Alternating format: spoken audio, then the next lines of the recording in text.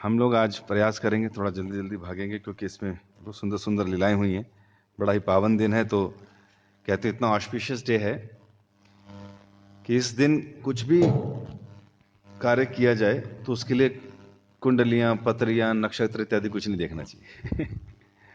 और बड़ा ही कोई भी कार्य करना हो, ये सबके लिए शुभ कार्य, चाहे विवाह हो, चाहे दुकान ओपनिंग हो, चाहे घर का कुछ प्रवेश हो, या किसी भी तरह का कुछ करना हो, तो ये कार्य बेस्ट है। और इसके विषय में बताया जाता है कि आज का जो अक्षय तृतीया का दिन है, ये बड़ा ऑस्पिशियस इसलिए भी है क्योंकि आज के दिन परशुराम जी का प्राकट्य भी हुआ था।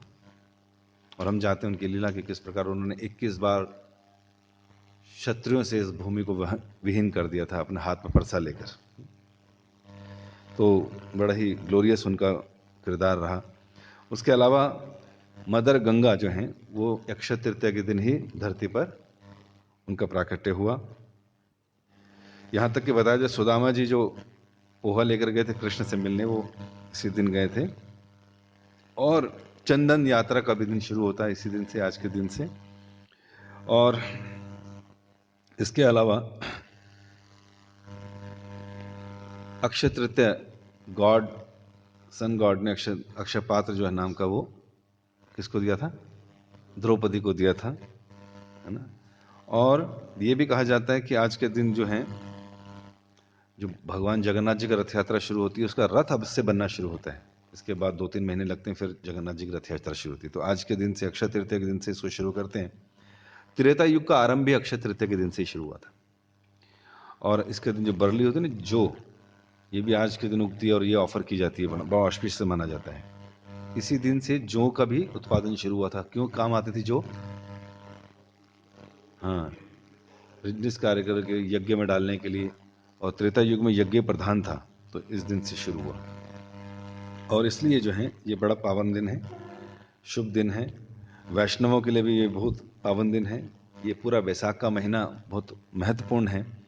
इसलिए हम देखते हैं दूसरे धर्म में इस बैसाख के महीने में भी, जैसे रामदान के नाम से जाना जाता है या रमज़ान के नाम से जाना जाता है, इस समय सभी मुस्लिम भाई लोग भी क्या रखते हैं?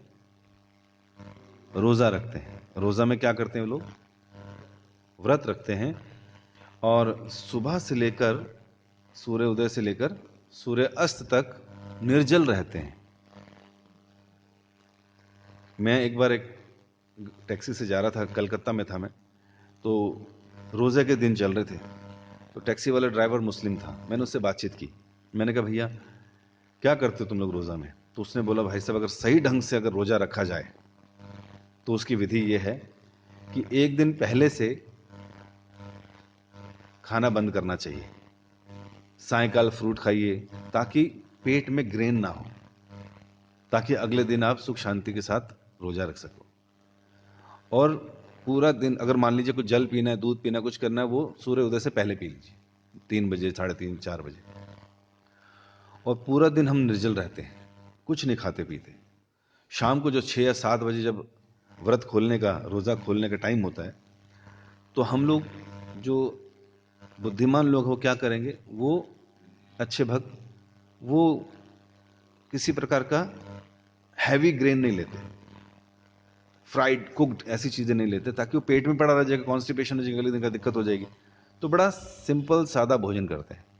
और मांसाहार तो बिल्कुल अवॉइड करना चाहिए, क्योंकि वो पड़ा रहेगा, उसको तो डाइजेस्ट होने में 2-3 दिन लगते हैं, तो फिर अगले दिन का रोज़ा खराब हो जाएगा।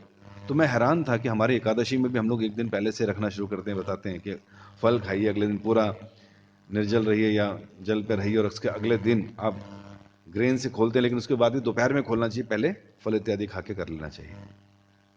तो मैं बड़ा हैरान हुआ। और अगर कोई व्यक्ति ऐसा इस भावना से रखता है पूरा 1 महीना, जैसे इस समय लॉकडाउन के टाइम पर मांसाहार बंद है, नशा बंद है, अवैध संबंध बंद है, जुए के अड्डे बंद हैं, तो सत्युग उतर आया है। उसी तरह रमजान के टाइम में भी अगर सब लोग मांस भक्षण छोड़ दें, तो कितनी संख्या में जानवरों के अंदर भी क्या आ जाएगी? क्रांति आ जाएगी। हम बड़े खुश हैं, हमारा फेस्टिवल है। ऑब्वियसली फेस्टिवल है, हमारा फेस्टिवल है। ऐसे नवरात्रों में उन फेस्टिवल मनाते हैं वो लोग 9 दिन के लिए। हमारे जो लोग हैं वो लोग भी 9 दिन के लिए क्या नहीं खाते? मांसाहार नहीं खाते, नशा नहीं करते। और कुरान में तो लिखा है ये सुरती खाना, मदिरा पीना, ये मना है, उनको पूरी जिंदगी मना है। तो कहीं ना कहीं धर्मों में ये रूल्स रेगुलेशन इसलिए बताएं भैया, थोड़ा थोड़ा भी पालन करो तो कुछ हो जाएगा। समाज में जानवर दिखते रहेंगे, बाकी तो कसर नहीं छोड़ी थी वुहान वालों ने। उन्होंने जमीन पे चलने वाले, पानी के अंदर तैरने वाले, हवा में उड़ने वाले सब बराबर कर दिए थे। समभाव की दृष्टि से देखते थे उनको कि सब पेट में जाना चाहिए। और फिर निकला वहां से चमगादड़ ऐसा कि सबको बराबर कर दिया उसने। तो एक कथा आती है वैशाख के महीने की, अक्षय तृतीया की। उसमें बताते हैं कि एक बार क्या हुआ, एक बड़ा ही अच्छा ब्राह्मण था और वो ब्राह्मण की बड़ी अच्छी वाइफ, उसको सर्व करने वाली, धार्मिक प्रवृत्ति की। तो क्या हुआ, लेकिन उस ब्राह्मण की कोई संतान नहीं थी। अब बड़ा परेशान होता है व्यक्ति की पत्नी अच्छी है, पति ठीक है, लेकिन बच्चे ना हो तो बड़ा दुखी, बड़ा ऊपर से दरिद्रता इतनी, गरीबी इतनी कि पूछो मत। तो उसकी पत्नी ने उसको बोल फोर्स किया कि तुम जाओ जाओ। कहां? लोगों को लग रहा है सुदामा से कहानी मिल रही है, लेकिन वशिष्ठ मुनि जी के यहां भेजा कि तुम उनसे जाओ, उनसे पूछो, उनके पास पहुंचो। तो बड़ा फोर्स करने पे चला गया वो ब्राह्मण। वशिष्ठ मुनि जी को प्रणाम किया, महाराज प्रणाम। कहते आइए बोलिए। कहते मैं ऐसे ऐसे ब्राह्मण हूं, उधर से आया हूं और बड़ा दुखी हूं, बड़ा परेशान हूं, दरिद्रता इतनी, खाने पीने के लिए कुछ नहीं है, और साथ ही साथ क्या है, घर में एक भी संतान नहीं है, संतान सुख नहीं मिला। आप क्या मुझे बता सकते कि ऐसी दयनीय स्थिति मेरी क्यों है? तो वशिष्ठ मुनि जी ने उसका पिछला जन्म देखा और उसको बताया कि पिछले जन्म में तो बड़ा अमीर आदमी था, बड़ा धनी व्यक्ति था, और तेरे कई बच्चे थे, लेकिन तू भाई कंजूस नंबर 1 था। तू कुछ नहीं देता था, कुछ नहीं करता था, कुछ धार्मिक कृत्य कुछ नहीं करता था, लेकिन समहाउ और अदर। तो उसने बोला कि मतलब इतनी बुरी स्थिति थी इसलिए तेरे को, कहता धन नहीं मिला इसलिए तेरे को, तू इतना कंजूस था तो बच्चों को कुछ देकर राजी नहीं था। कहता अगर मैं ऐसा था तो फिर मेरे को अच्छी पत्नी कैसे मिल गई? ये तो बड़े भाग्य से मिलती है जिसके अच्छे कर्म हो। आजकल तो सारे कर्म फूटे पड़े हैं लोगों के, ना पति अच्छा मिल रहा है ना पत्नी अच्छी मिल रही है। तो कहते फिर पत्नी मुझे अच्छी कैसे मिल गई, इतनी धार्मिक प्रवृत्ति की? तो उसने कहा, देखो विशेष जी ने कहा, एक्चुअली क्या हुआ कि पिछले जन्म में तुमने वैशाख के महीने के आखिरी 5 दिन क्या कर लिया था? व्रत रख लिया था, सम और अदर किसी रीजन से रख लिया था तुमने। वो 5 दिन का लाभ क्या मिला कि उसमें तुम्हें अच्छी पत्नी, धार्मिक पत्नी मिल गई। कहते अच्छा ये काम था। तो कहते फिर अब मैं अब दयनीय स्थिति का क्या करूं भाई? कहते एक काम करो, तुम जिस टाइम पे आए हो ना, ये भी बैसाख का महीना चल रहा है और 7 दिन बचे, तो क्या करो 7 दिन तुम रख लो व्रत। तो उसने क्या किया, 7 दिन व्रत रख लिया, बड़ी ही अच्छी प्रेरणा से भगवान का नाम जप शुरू कर दिया, अच्छी प्रेरणा से कृष्ण को सेंटर में रखे भक्ति शुरू कर दी। हुआ क्या देखिए इसका फायदा, उसी जीवन में उसके पास धन भी आ गया, उसके यहां बच्चे भी हो गए, बड़ा खुशहाल जीवन जीने लगा, पूरा परिवार भक्ति करने लगा, और फिर धाम चला गया। बोलो हरि बोल। तो ये जो बैसाख का महीना है, जो आज अक्षय तृतीया, बैसाख के महीने का तीसरा दिन, यहां से शुरू हुआ। तो मैं वही हैरान था कि इस महीने में अगर कोई फास्ट रखता है तो उसके साथ ये हो रहा है। तो इस समय बैसाख के महीने में रमजान भी चल रहा है और पूरे विश्व भर में लगभग 2.5 से 3 अरब लोग, इतने मुस्लिम होंगे इस समय रमजान, रमजान रामजान बोलते ना, राम हमारी जान, तो भगवान कहते हैं अरे मुझे अपनी जान बता रहा है, तो उससे खुश हो जाते हैं।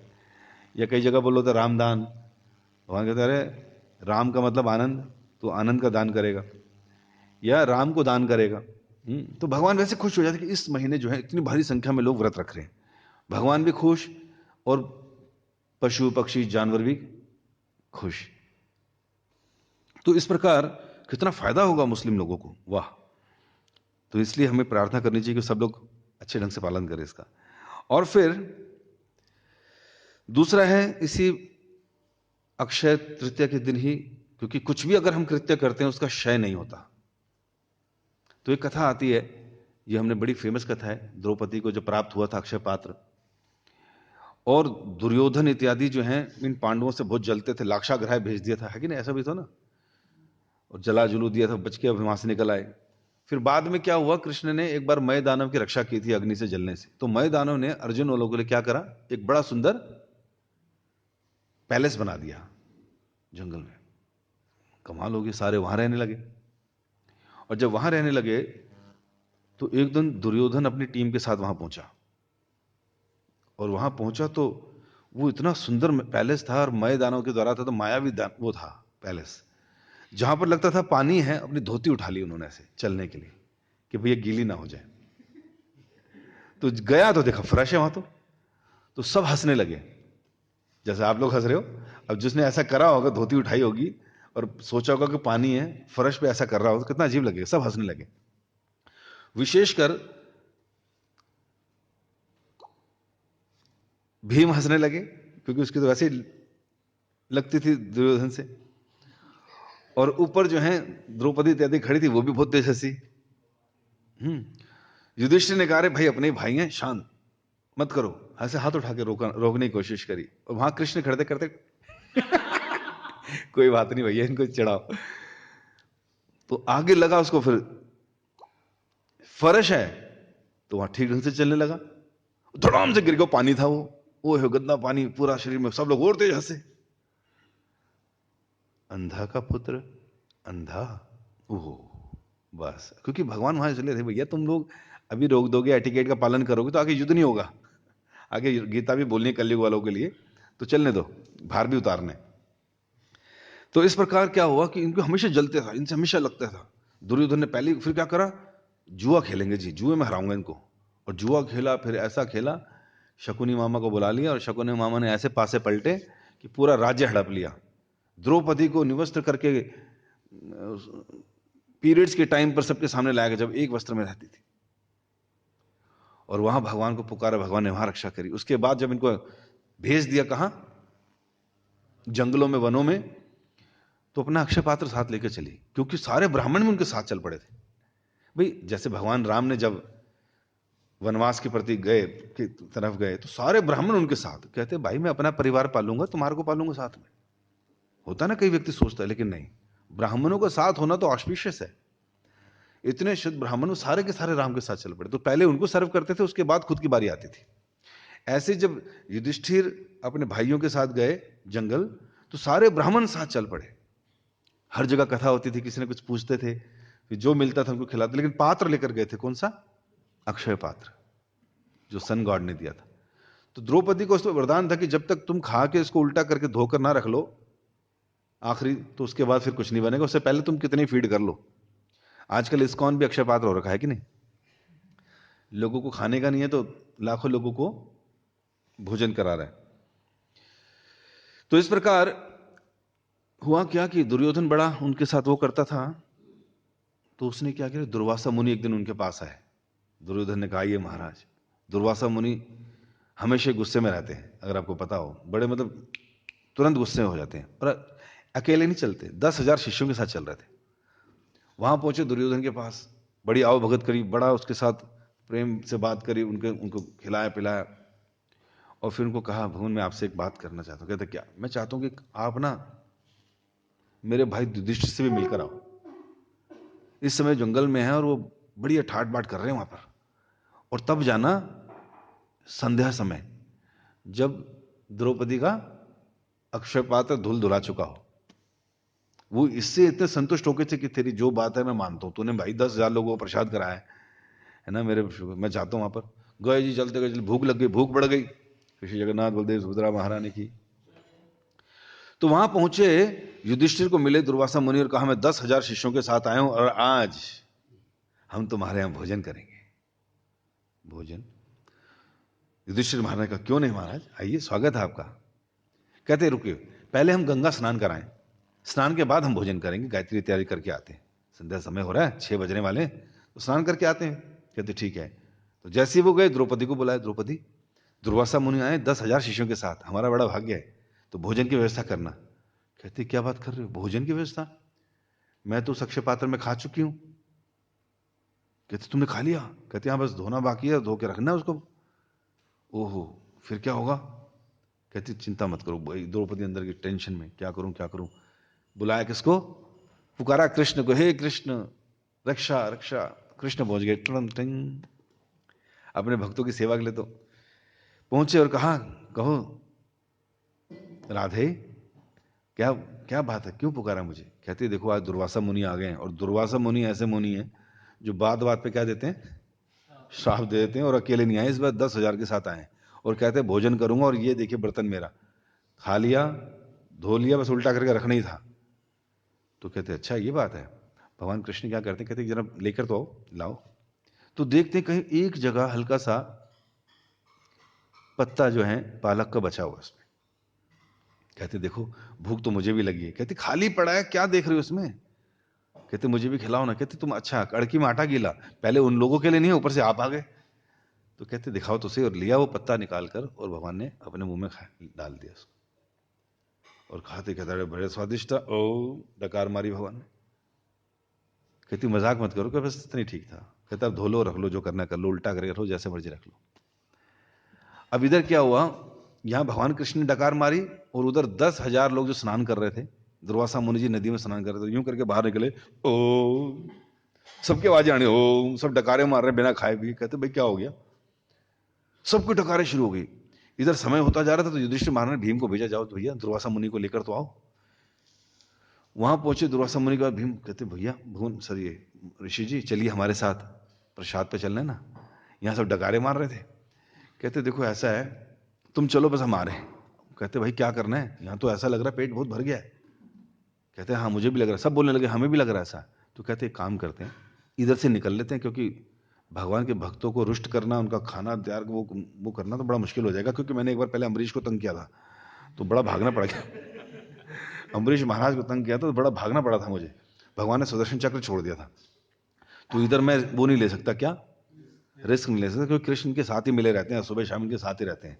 तो एक काम करते, पतली गली से निकल लेते सब लोग।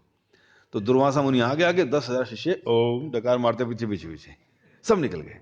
तो इस प्रकार अक्षय पात्र ने, भगवान श्री कृष्ण ने उनकी रक्षा करी। मतलब अक्षय पात्र में जहां क्षय हो जाए वहां पर भगवान काम करते हैं। तो इस प्रकार की जो है लीला घटना घटी थी। और एक और सुंदर बड़ी अच्छी कथा आती है कि जब नंद महाराज बड़े असुरों के अत्याचार से परेशान थे कृष्ण को लेकर, तो सारे का सारा गांव क्या हो गया, शिफ्ट हो गया। कहां? नंदग्राम आ गए, गोकुल से सब लोग। और नंदग्राम आकर वहां पर सबसे पहले उन्होंने रहने वहने की व्यवस्था करी, कहते कुछ किया, और बहुत बड़ा पौंड बनाया, नंद सरोवर। और उस सरोवर में स्नान करते थे, गोपाल स्नान करते थे, कृष्णा स्नान करते। कहते कई बार वृषभानु भी आ जाते थे कृतिदा के साथ, तो इसलिए हमने आज भजन गाया ना, कृतिदा सुंदरी, वृषभानु, नंद महाराज, तो ये लोग भी आ जाते थे, ये भी स्नान करते थे सरोवर में, नंद महाराज के सरोवर में। राधा कृष्ण भी स्नान करते थे सरोवर, तो बड़ा अच्छा रहता था। लेकिन एक दिन अचानक देखा कि मां यशोदा घर में बड़े अच्छे अच्छे पकवान बना रही है, वो भी घी में। किस तरह के घी में? मतलब फ्राइड। रोज तो दाल चपाती रोटी सब्जी सब बनता था, लेकिन आज विशेष क्यों? अब कहना पहुंच गई, मम्मा मैया ये क्या बना रही हो मैया, आज विशेष क्यों बना रही हो? खुशबू बहुत आ रही है मैया। अच्छा ठीक, मैं तंग मत कर, तू उधर जाओ। मैया क्यों बना रही हो मैया? फिर धोती खींचे, धाड़ी खींची। मम्मा क्यों बना रही हो? कहती देखो तुम्हारे बाबा को जाना है कल आज, तो उनके लिए तैयारी हो रही है। मम्मा ऐसा क्यों बना रही हो? कहते भैया दूर जाना है, और अगर चीजें फ्राइड होंगी तो चल जाती हैं टाइम के लिए। जैसे हम लोग जो ट्रैवलिंग करते हैं तो पराठे है कि नहीं, और पूड़ियां, करेले, आलू की सब्जियां फ्राइड, ये सब लेके जाते हैं कि 2-4 दिन चल जाए। तो माँ यशोदा भी यहीं से आए सारा कुछ ही। ऐसे नहीं कि आज के लोगों के दिमाग में आता है पराठे बना ले, मैया बना रही है ऑलरेडी, पकोड़े पराठे हलवा सब बना रही है कि चल जाए, तो अहंकार करने की जरूरत नहीं किसी को। तो माँ यशोदा नंद महाराज के लिए फ्राइड चीजें बना रही थी कि ट्रैवलिंग पे चल जाए, 3-4 दिन कोई दिक्कत ना हो। मैया मैया इतनी अच्छी अच्छी चीजें बना रहे, क्यों बना? अरे भैया तेरे बाबा ने जाना। बाबा ने जाना है? कहाँ जाना है मैया? बाबा खींच रहे साड़ी बार बार, तो मुझे काम करने देगा कि नहीं? मामा बाबा ने कहाँ जाना है मैया? कहती एक काम करो, बाबा से पूछ, मुझे छोड़ दे। तो नंद महाराज के पास पहुंच गए नंदलाल। अब बाबा की धोती खींची, बाबा बाबा आप कहाँ जा रहे हो बाबा? वो अपने काम में लगे थे, ये कर दो वो कर दो, गाय को चारा डाल देना, मैं ये। बाबा बाबा कहाँ जा रहे हो बाबा? हाँ बताता हूँ। बाबा कहाँ जा रहे हो? कह रहे भैया मैं जा रहा हूँ प्रयागराज। प्रयागराज जा रहे हो? बाबा क्यों जा रहे हो बाबा? बाबा क्यों जा रहे हो बाबा? अरे भाई इतने प्रश्न क्यों करता है तू? है कि नहीं? पूछते ना प्रश्न काफी। कहते बस जा रहा हूं मैं। कब जा रहे हो बाबा? कहते आज ही जा रहा हूं, आज ही जा रहा हूं। कहते आज क्यों जा रहे हो बाबा? आज तो बड़ा इनऑस्पिशियस डे है, मतलब बड़ा शुभ दिन नहीं है आज तो बाबा। कहते अच्छा ठीक। अरे हाँ यार आज तो शुभ दिन, तेरे को किसने बताया? बात हो रही तो सुन लिया कहीं पे। अच्छा तो आज ना जाऊं? हाँ नहीं बाबा आज नहीं जाओ, आप कल जाना। क्यों कल क्या है? कल बाबा बहुत अच्छा दिन है, बैसाख शुरू हो रहा है। अच्छा तो ठीक है कल जाऊंगा प्रयागराज। क्यों जा रहे हो बाबा? नहीं वो तो प्रयागराज में त्रिवेणी है, गंगा है, यमुना है, सरस्वती है, स्नान करके आऊंगा, अपने को पावन करूंगा। महीना शुभ अच्छा शुरू हो रहा है ना बेटा, तो इसलिए। ओ ठीक है बाबा कल जाना, ठीक है। नंद महाराज सो गए, सब सो गए। अगले दिन क्या हुआ? एक घटना घटती है। क्या कि एक राजा टाइप व्यक्ति दिखने वाला, मुकुट वुकुट लगाकर पूरे ऐश्वर्य के साथ आ रहा है, ब्रज में आया, नंद महाराज के घर के आसपास आया और जमीन पे लोटने पोटने लगा। सब हैरान उसको देखकर। नंद महाराज कहते हैं भाई ये राजा यहां पर क्यों लोट पोट रहा भैया? और कभी उछले आह ब्रज धाम, नाचने लगे। कहते क्या कर रहा है ये, कौन व्यक्ति है? पहले तो कभी नहीं देखा इसको। तो बड़े आश्चर्यचकित थे उसको देखकर। और फिर वो आया नाचता कूदता, जमीन पे लोटपोट होता हुआ, और कहां चला गया? नंद सरोवर में। वहां जाके डुबकी लगाने लगा। उसके साथ और लोग, दो भी डुबकी लगाने और रहा करने लगे, वाह भाई आनंद आ गया आनंद आ गया।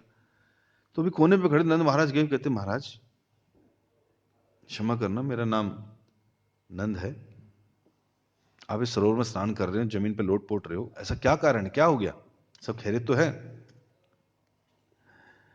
कहते रहे भैया क्या बताएं, ब्रज धाम की रज में लोटना, इससे ऊपर तो कोई धाम ही नहीं। कहते नहीं, आप हैं कौन?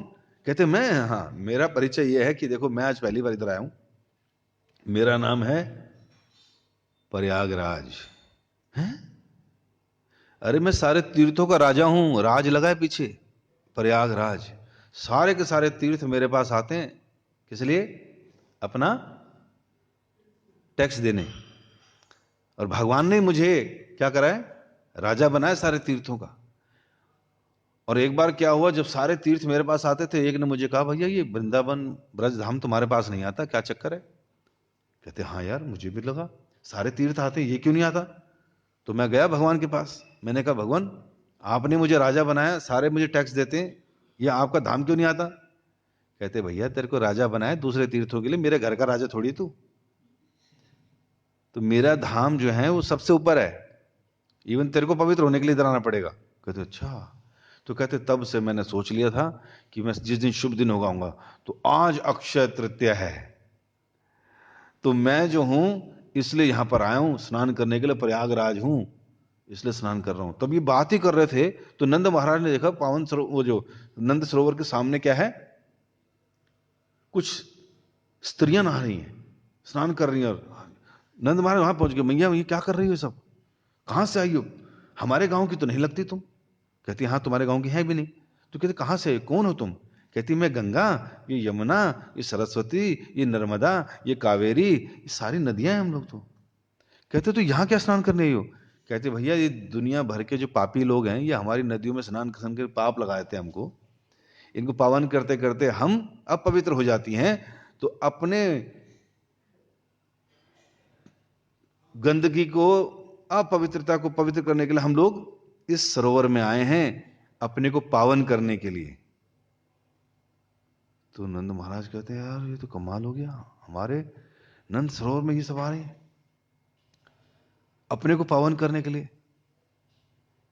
तो फिर क्या होता है, तब से उस सरोवर का नाम क्या पड़ गया? पावन सरोवर।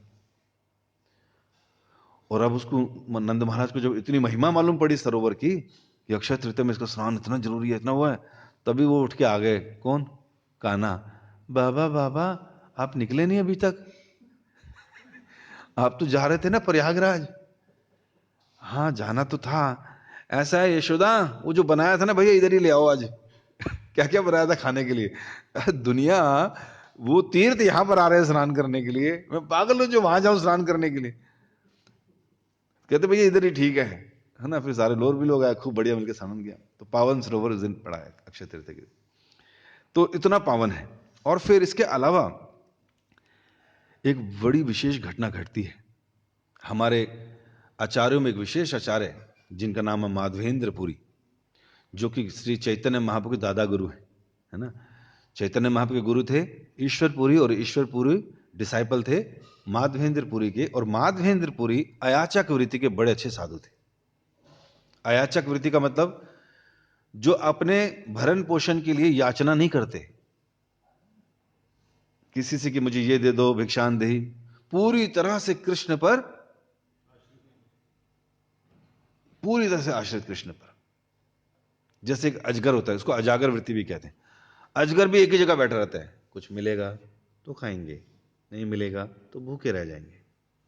तो उसके पास भगवान ही कुछ ना कुछ भेज देते हैं और गुड़प करके खा लेता है अंदर। इतना आलसी होता है, इतना ढीठ होता है, इतना वेट वाला होता है, वो जाके राजी नहीं कहीं तम। लेकिन भगवान उसका भी भरण पोषण कर रहे हैं। तो जीव भक्तों ने जब देखा यार अजगर का पेट भर सकता है तो अपना क्यों नहीं भरेगा, तो कई भक्त लोग अजागर वृत्ति के हो जाते। तो माधवेंद्रपुरी अजागर वृत्ति के थे, रोज परिक्रमा करते थे गोवर्धन की। एक दिन गोवर्धन की परिक्रमा करते करते कहां पर आ गए, गोविंद कुंड साइड, और वहां पर बैठ गए। थक गए थे, रेस्ट कर रहे थे। इतने में क्या हुआ, तुरंत वहां पर एक छोटा सा सुंदर सा बालक पहुंचता है। और बालक के हाथ में एक डोलू होता है जिसमें होता बड़ा सुंदर मीठा दूध। कहते हैं बाबा, ओ बाबा। माधवी आंखें बोलते हैं हाँ जी। जैसे सुंदर से बालक को देखते हैं नजरें नहीं हटा पाते, बड़ा सुंदर बालक। कहते बोलो कौन हो तुम। कहते बाबा हमारे गांव में कोई भूखा नहीं रहता, इसलिए मैं तुम्हारे लिए दूध लाया हूं। कहते दूध लाया हूं, वो तो ठीक है, लेकिन तुम्हें कैसे पता चला मैं भूखा हूं। नहीं बाबा, वो एक्चुअली क्या है, गांव की लड़कियां जो है ना वहां पे कुएं से पानी भर रही थी, उन्होंने तुम्हें देखा तो उन्होंने मुझे बोल दिया कि यहां पर बाबा आया, जाके उसकी सेवा करो। अच्छा भाई, मैंने तो मांगा नहीं, ना पानी मांगा ना कुछ मांगा। कहते बाबा रखो ना इसको, पियो ना, क्या दिक्कत है।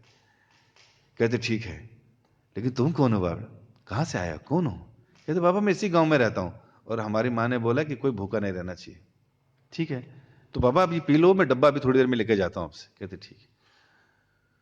तो उस बच्चे को देखते रहते वो आंखों से ओझल हो जाता है।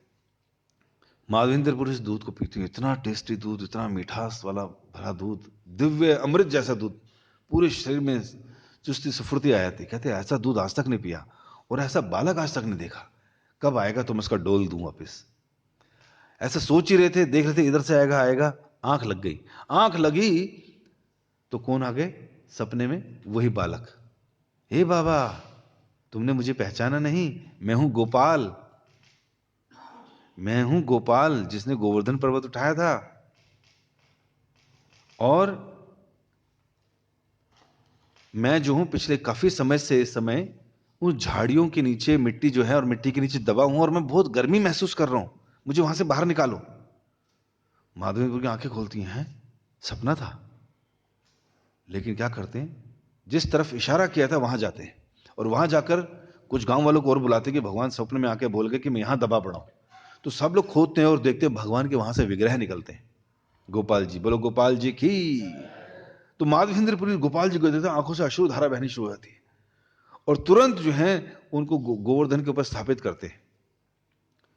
पुजारी खुद पूजा करते हैं और लोगों को लगाते हैं, अन्नकूट फेस्टिवल मनाते हैं, सारी दुनिया को बोलते हैं अपने घर से जो है लेकर आओ, स्वयं भगवान ने सेवा मांगी है भैया। तो खूब सेवा शुरू होती है, कई समय तक सेवा शुरू होती है। एक दिन अचानक फिर से भगवान गोपाल जी स्वप्न में आते हैं और कहते हैं माधवेंद्रपुरी, मैं काफी समय तक दबा हुआ था, वैसाख का महीना शुरू हो गया है, और अब क्या है, गर्मी लग रही है मुझे, और मैं इस गर्मी को सहन नहीं कर पा रहा हूं। तो तुम क्या करो, मलय पर्वत जाओ उड़ीसा में, जगन्नाथपुरी के वहां, और उस मलय पर्वत में ना बड़ा सुगंधित, बड़ा शीतल करने वाला चंदन निकलता है। ये वही चंदन है जो भगवान जगन्नाथ जी ने इंद्रद्युम्न को सपने में कहा था कि भैया तुम मेरे को इससे क्या करो, लेप करो, मुझे गर्मी लग रही है।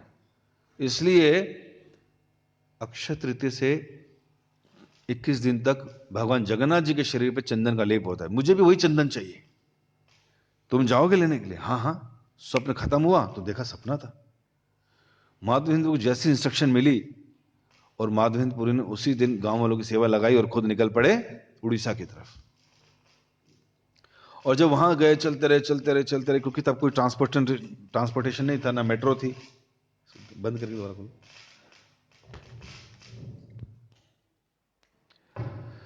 तो कोई ऐसा ट्रांसपोर्टेशन नहीं था, कोई लिफ्ट नहीं मांग सकते, कोई ट्रक नहीं चल रहा था कि मैं गड्डी आया छोड़ के आया, ऐसा कुछ नहीं था। तो पैदल चलते गए, बैलगाड़ी मिली, चले पैदल। वहां पहुंचे तो रास्ते में क्या हुआ, वो एक जगह रुके, रेमुणा में। कितने लोग गए हैं रेमुणा? सभी लोग गए हैं। रेमुणा में एक मंदिर था भगवान गोपीनाथ जी का, और वो गोपीनाथ जी के जो विग्रह हैं वो स्वयं भगवान श्री राम ने अपने हाथों से कार्व किए थे, धनुष से। सीता मैया के साथ बैठे थे जब उनको वनवास मिला हुआ था, तो अपने हाथ से एक शिला पर उन्होंने कार्व किए थे। और सीता माता ने कहा वाह बड़ा सुंदर है ऐसे करके, और आंखें क्यों नहीं बनाई, आंखें भी बनाओ। तो ऐसा कर रहे थे तो कुछ हुआ और उसमें ब्लड भी निकलने लगा विग्रह में। तो फिर वो विग्रह सेवा पूजित हुए, फिर इसके बाद किस तरह से मिली, कहां गई, पूरी लंबी स्टोरी है। तो ये गोपीनाथ जी रेमुणा में आ गए और रात वहां बिताई। तो वहां खड़े थे तो सुनने में आया कि रेमुणा में ना एक विशेष अमृत के लिए खीर है जो बनती है, जो गोपीनाथ जी को ऑफर की जाती है। तो जो डीटी वर्शिप में होता है ना, वो भगवान के प्रति बहुत कॉन्शियस होता है। जैसे कई बारी कई धर्मों में विग्रहों को लेकर इतना ज्यादा उत्साहित नहीं दिखते लोग, भगवान को निराकार समझते हैं तो भगवान के विग्रहों की पूजा नहीं करते, विग्रहों को पत्थर मानते हैं, या आकार, भगवान के आकार को नेग्लेक्ट कर देते हैं। तो इस कथा से पता चलता है कि किस प्रकार भगवान स्वयं स्वप्न में आके भक्तों को इन विग्रहों के, अपने विग्रहों के बारे में, अपनी सेवा के बारे में बताते हैं। तो जो भगवान के भक्त होते हैं वो इन विग्रहों की सेवा पूजा करते हुए इतने कॉन्शियस हो जाते हैं भगवान के प्रति, कब खाएंगे, क्या पहनेंगे, कैसे देखेंगे, अब क्या करना है, कितने बजे उठाना है, कितने बजे सुलाना है, कितने भोग लगाने हैं। तो they become very much conscious about Krishna. तो इस प्रकार भक्त लोग भगवान के विग्रहों के प्रति बड़े हो जाते हैं। तो वहां के भक्त लोग भी भगवान के प्रति एक अमृत के लिए खीर बनाते थे जो भगवान को बहुत पसंद थी।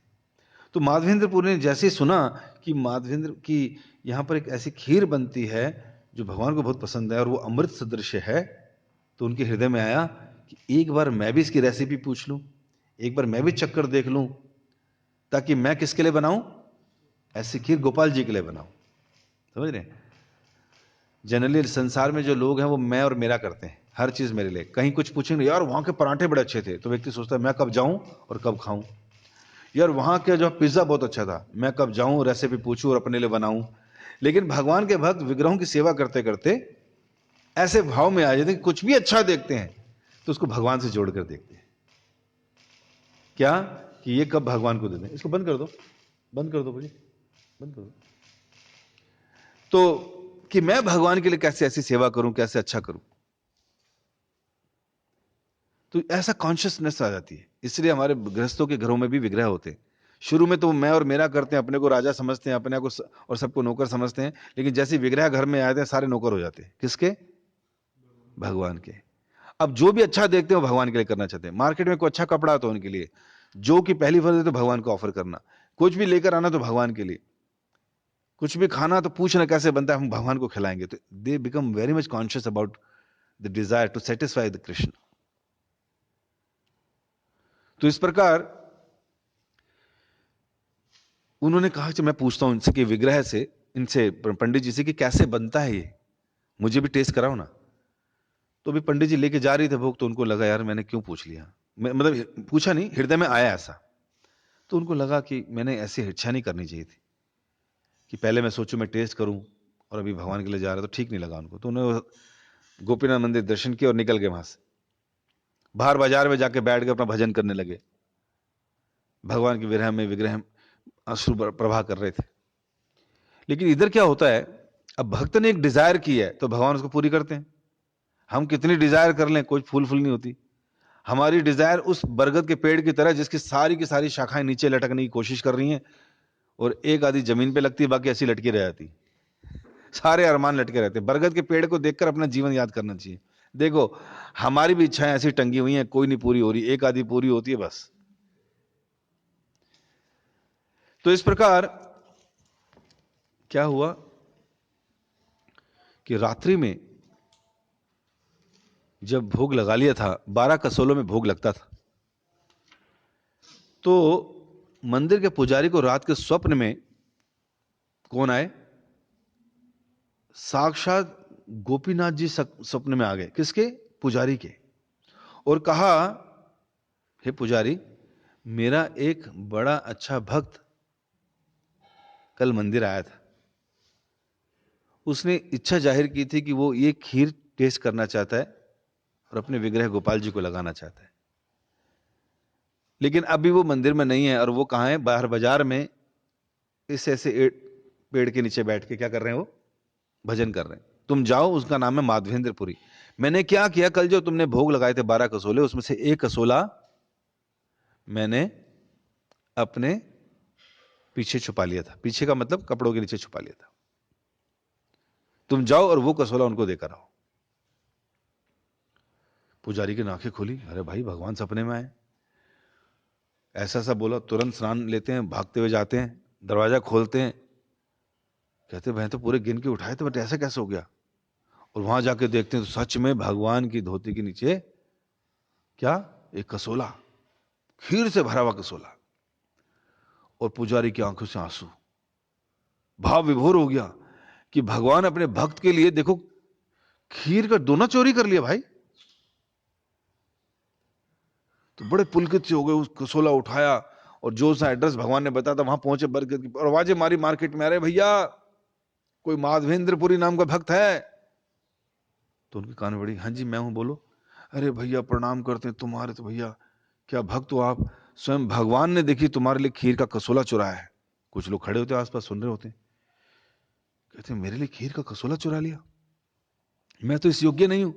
कहते नहीं नहीं, भगवान ने मुझे स्वप्न में आके बोला कि तुम्हारे लिए चुराया है, और ये भगवान ने अपने पीछे चुराया था। कहते अरे वाह, भगवान ने मेरे लिए चोरी करी? अरे देखो, तुम इतने अच्छे भक्त हो, भगवान ने तुम्हारे लिए चोरी की भैया। तो उनका धन्यवाद करते हैं, वो प्रणाम पे प्रणाम करते हैं, कहते हैं नहीं ठीक है, कसोला उठाते निकल जाते हैं। साइड में रुकते हैं, सारी खीर ग्रहण करते हैं, बड़ी टेस्टी लगती है। कहते हैं इस कसोले, ऐसी खीर मैं भी बनाऊंगा। और क्या करते हैं, वो जो कसोला था उसको तोड़ देते हैं, तोड़कर उसको अपने गमछे में बांधते हैं और अपने पास दबा लेते हैं। क्या करूंगा जी, अभी रास्ता आगे है, रोज उसमें से एक डेली उठाऊंगा, उस छोटे टुकड़े को मुंह में रखूंगा, पूरा दिन मुंह में रखूंगा, चूसता रहूंगा, चबाता रहूंगा, चूसता रहूंगा, चबाता रहूंगा। इतनी इतना विशेष कसोला है कि भगवान ने अपने हाथ लगाए हैं इस पे, इस खीर को खाया है, भगवान की तदीय वस्तु है, तो मैं इसको इस तरह से रखूंगा। ऐसा भाव होता भगवान के भक्तों का। और फिर जब तक वहां पहुंचे और भागे तुरंत उस जगह से, कि लोगों को पता चल गया कि भगवान ने मेरे लिए कसोला चुराया है, तो लोग जय जयकार करने लगे, प्रतिष्ठा हो जाएगी। और प्रतिष्ठा अगर आ गई तो मैं भक्ति नहीं कर पाऊंगा, तो तुरंत उस जगह से भागे। जहां पहुंचे मलय पर्वत साइड में जगन्नाथपुरी, उधर ऑलरेडी इस खबर पहुंच चुकी थी कि भैया एक ऐसा माधवेंद्रपुरी भक्त है जिसके लिए कसोला चुराया, और वो इस समय गोपीनाथ से निकला मलय पर्वत आने के लिए। क्या लेने के लिए? चंदन लेने के लिए आए। तो जब वहां पहुंचे और पूछने लगे कि भैया चंदन कहाँ मिलता है, कि उनसे कहते, उन्होंने कहा आप मधवेंद्रपुरी हो? कहते हाँ, अरे तुम्हारे लिए तो चुराया था कसोला। सब लोग जय जयकार करने लगे, उनका उनका गुणगान करने, सम्मान करने लगे। तो बड़े वो विनिम्र भाव से उस सम्मान को भगवान को ऑफर कर रहे थे कि भगवान ये क्या कर दिया, अगर मेरे अंदर घमंड आ गया, प्रतिष्ठा आ गई, तो भजन नहीं कर पाऊंगा। तो वहां पर जाकर उन्होंने कहा, तो मैं तो भगवान की सेवा के लिए आया हूं, भगवान ने मुझसे कहा है कि मलय पर्वत से चंदन लाना है, तो मुझे एक मन क्या चाहिए, चंदन चाहिए। लगभग 40 किलो चंदन था और 2 किलो कपूर भी था उसमें, कि ये मुझे चाहिए और मुझे लेकर जाना है। कहां पर? वृंदावन। तो वहां के राजा ने कहा, भाई हम हमारी मदद करते हैं। तो सेवक दे दिए साथ में चंदन उठाने के लिए और कपूर, और रास्ते में कोई तंग ना करे, क्योंकि मुगल 700 साल राज कर गए हैं, तो उस समय मुगलों का भी था, चुंगी भी लगी होती थी। तो राजा ने अपने साथ कुछ बंदे दे दिए, लेटर दे दिया, साइन कर दिए कि जाओ, तुम्हें कोई नहीं रोकेगा। तो सभी चुंगे से छुड़ाते छुड़ाते वो जब रात को फिर गोपीनाथ रुके, सामान रखवाया, बाकियों को भेज दे, मैं देख लूंगा, संभाल लूंगा। अब क्या हुआ, भगवान गोपाल जी जो है ना, फिर से स्वप्न में आ गए माधवेंद्रपुरी के, और क्या कहा कि हे माधवेंद्रपुरी, मैं तुमसे बड़ा प्रसन्न हूं कि तुम चंदन लेकर आ रहे हो, लेकिन मेरी गर्मी बढ़ती जा रही है, मुझसे सहन नहीं हो रही, तुम पता नहीं कब तक पहुंचोगे यहां, तो मैं एक चीज चाहता हूं। कहते क्या? कहते एक तुम काम करो, इस चंदन को यहीं घिसो और गोपीनाथ जी के शरीर पर लेप कर दो इसका। कहते भगवान की ठंड गर्मी तो आपको लग रही है।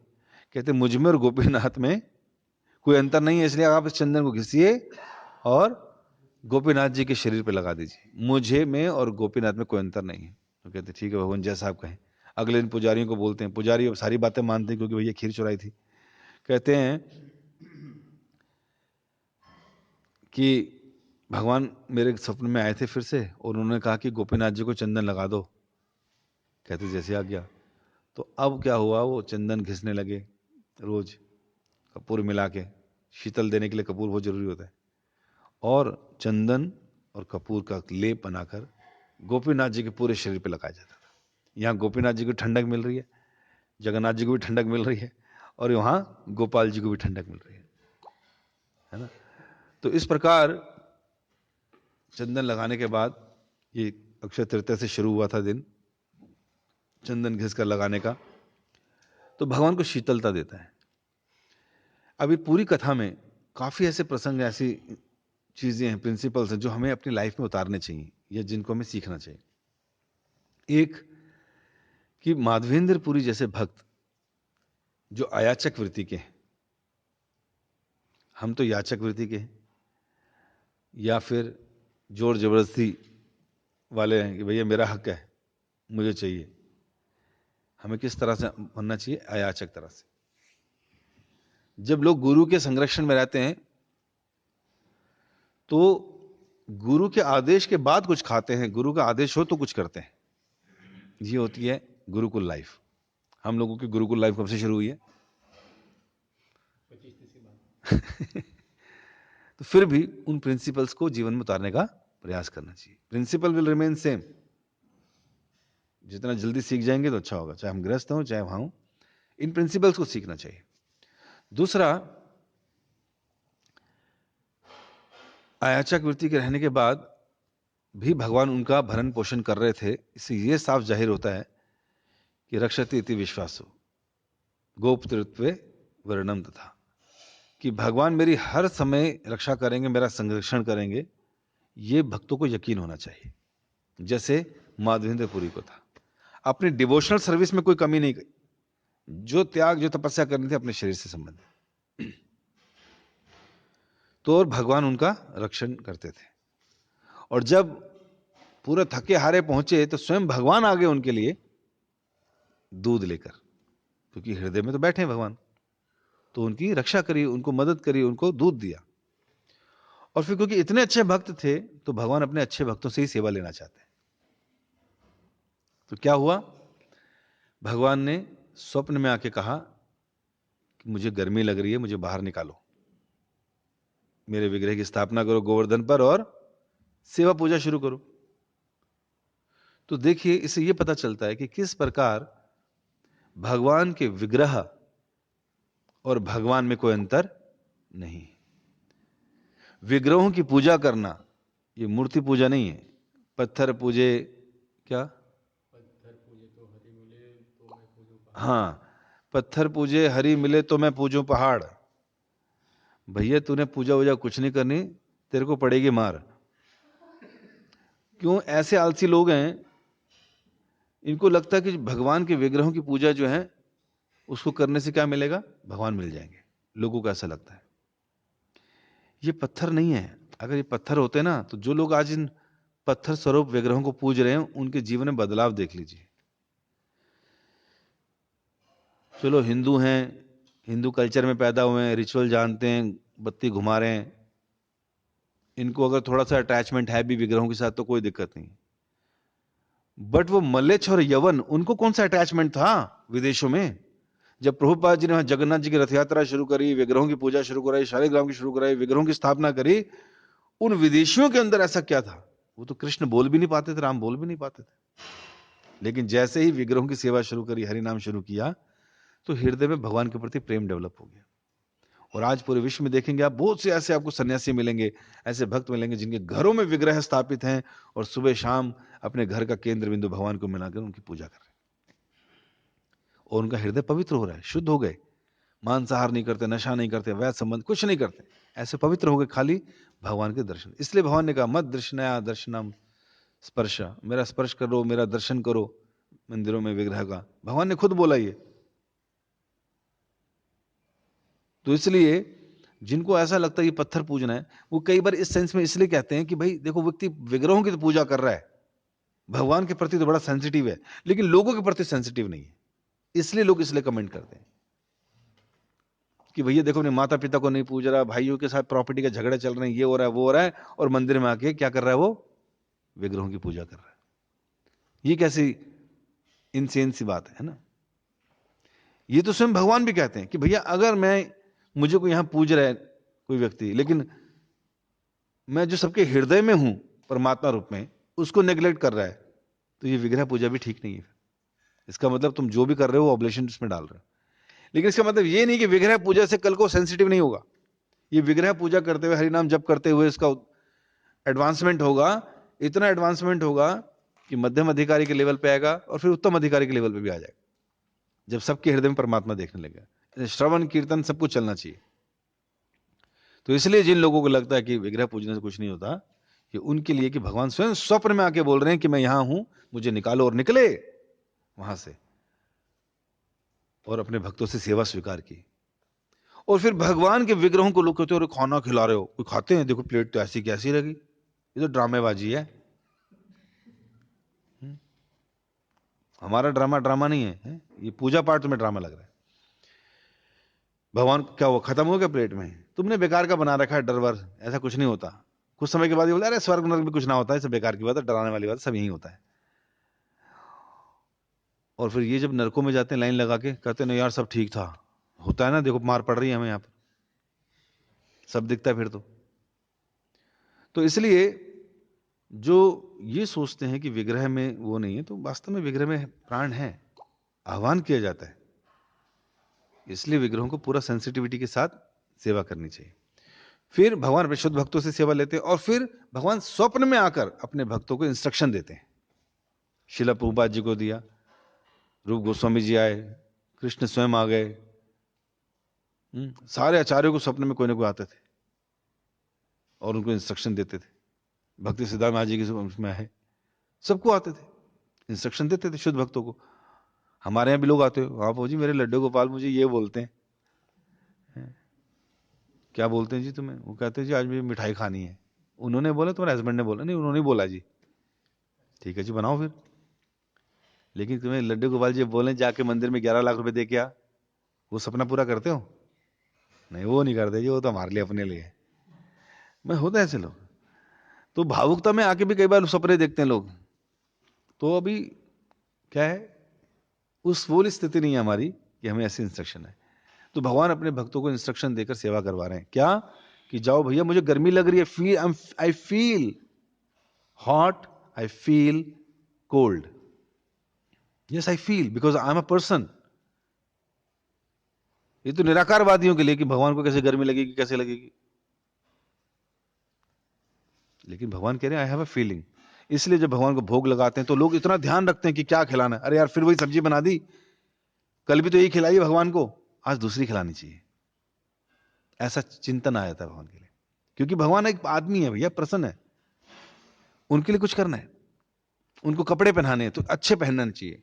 हमारे मंदिरों में, विग्रहों में बड़ी साफ सफाई, भगवान के लिए एसी भी होता है, भगवान के लिए 56 भोग भी लगता है, भगवान के लिए 8 टाइम भोग लगता है, 7 टाइम आरती होती, करते हैं। और ये भौतिकतावादी लोग जो केवल भौतिक पढ़ाई करके, मटेरियल मॉडर्न पढ़ाई करके जो निकले, ये सब वेस्टर्नर्स हैं, कुछ नहीं मालूम इनको भगवान के विग्रहों के बारे में। इसलिए क्या बोलते हैं, ये रिचुअल बेकार है। सबरीमाला में हुआ ना, कोर्ट को इन्वॉल्व कर दिया, औरतें भी जा सकती हैं, पीरियड्स के टाइम पे जा सकती हैं। ये पंडित जी अंदर के पूजा कर रहे हैं, हम भी करेंगे, कंधे से कंधा मिला के चलेंगी। ये भी पीते हैं, हम भी पिएंगे, हम भी नौकरी करेंगे। ओ क्या कर दिया भैया, क्या हो गया, क्या जुल्म कर दिया। घर में रानी की तरह रहना चाहता, नौकरानी रहना, तो नौकरानी करो फिर। और फिर कंधे से कंधा चलाने के चक्कर में क्या होता है, सारे नियम टूटते हैं, वेश्यावृत्ति शुरू होती है, एडिक्शन शुरू होते हैं, घर टूटते हैं, अवैध संबंध होते हैं, लिव इन सिस्टम शुरू होता है। और जो अर्जुन 5000 साल पहले सोच रहे थे वर्ण संकर हो जाएगा, और आजकल ताबड़तोड़ हो रहा है, अनवांटेड बच्चे पैदा हो रहे हैं, भ्रूण हत्याएं हो रही हैं, ये सब चीजें हो रही हैं। तो इस प्रकार जो सोचते हैं कि ऐसा होना चाहिए, वास्तव में क्यों गवर्नमेंट को इन्वॉल्व करना भैया। आप स्टैंडर्ड अच्छे करो ना, शास्त्र पढ़ो, स्टैंडर्ड अच्छे रखो, क्योंकि सरकार तो नहीं जानती, मीडिया तो नहीं जानती इन सब कामों को। वो तो हर बात पे कोर्ट में पहुंच जाएगी, कोर्ट नियम बनाते रहेंगे, कोर्ट वाले ने थोड़ी पढ़ा कुछ। हम भी बोलेंगे, हमें भी कोर्ट पे बिठाओ, कंधे से कंधा मिलाओ, है कि नहीं। हम भी काला कोट पहन के बैठेंगे, हम भी जजमेंट देंगे, खाली उसी व्यक्ति को बिठाए, उतारो इसको। तब नहीं, इसके लिए पढ़ना पड़ता है। अच्छा, तो हमारे लिए फ्री में पढ़ना, पढ़ 4 वेद, 18 पुराण उपनिषद इत्यादि, तब बैठो तब करो ये सब चीजें। तो नहीं समझ आता लोगों को, इसलिए समझाने की जरूरत है। तो भगवान एक व्यक्ति हैं, इसलिए उनकी सेवा चाहिए, इसलिए उन्हें सपने में आके बोला। और फिर प्रतिष्ठा का भाव नहीं होना चाहिए, ये माधवेंद्र पुरी ने सिखाया कि जब कोई अप्रिशिएट करे, ग्लोरीफाई करे, तो उसके पीछे कॉज देखना चाहिए, क्यों कर रहे हैं, किसको कर रहे हैं। मेरे हृदय में परमात्मा, उसको कर रहे हैं प्रणाम। ग्लोरीफाई कैसे कर रहे हैं, जो मेरे अंदर गुण है वो भगवान के द्वारा प्रदत्त है। अगर इसके लिए मैं मान सम्मान लेना शुरू कर दूंगा तो ये मेरे भक्ति के प्रतिष्ठा जो है मेरी भक्ति में अवरोध पैदा करेगा। भक्ति सिद्धांत महाराज ने कहा है क्या, प्रतिष्ठा को सूकर विष्ठा कहा है। सूकर क्या होता है, सुअर, विष्ठा मतलब उसका मल। तो कोई भक्ति में आके प्रतिष्ठा, नेम फेम चाहता है, तो ये उसी तरह जैसे कि वो आज लंच में क्या खाना चाह रहा है, सूकर विष्ठा। तो ऐसी भावना। तो इस प्रकार जो है माधवेंद्र पुरी जी के जीवन से बड़ा कुछ सीखने को मिलता है। इतने शुद्ध भक्त थे तो भगवान उनसे रेसिप्रोकेट कर रहे हैं, फिर सपने में आ गए, और उनके ही नहीं, फिर उनके भी आ गए, किसके, पुजारी के भी। तो इस प्रकार शुद्ध भक्तों की संगति, शुद्ध भक्तों जैसा आचरण, उनकी टीचिंग्स अगर हम अपने जीवन में उतारते हैं तो निश्चित से फायदा होता है। और आज अक्षय तृतीया का दिन है, आज के दिन से हम लोग चंदन खींचते हैं। कई भक्त लोग कर सकते हैं, घर में चंदन लाके कर सकते हैं, लेकिन आजकल तो लॉकडाउन चल रहा है तो ना चंदन खरीद सकते हैं ना कर सकते हैं। पर जिनके पास है चंदन करें, अपने घर के विग्रहों को लगाएं, उनको कूलिंग दें, ठंडा करें और भगवान की सेवा करें। इससे आप लोगों की भक्ति में इजाफा होगा। हरे कृष्णा। अक्षय तृतीया की, माधवेंद्र पुरी पाद की, चंदन यात्रा महामहोत्सव की।